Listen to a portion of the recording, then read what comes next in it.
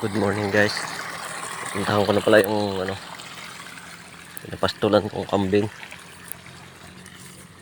Ito pala ang aming irrigation. Pinagkukunan ng patubig sa aming pananim. Ayan po yung resulta ng sabog tanim na aking isinabog nung nakaraan, mga ka-farmers. Ito na po ako sa aking pinagpapasto ng kambing. Didi Rod, tsaga-tsaga lang po. Ayan po sila. Di bali, 2 oras na sila nandito. Siguro naman busog na itong mga ito. Ayan. Ay, yung isa, asan yung isa? Nandun. Isa.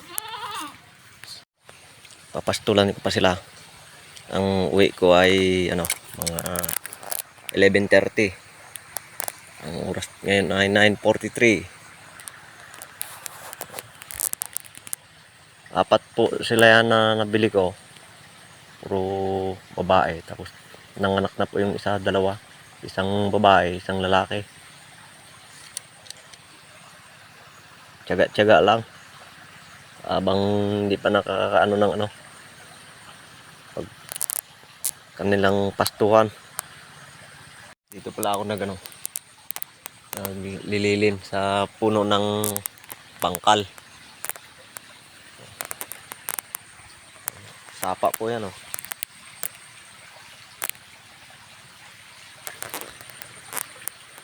Shout out pala dyan sa kapwa o farmers.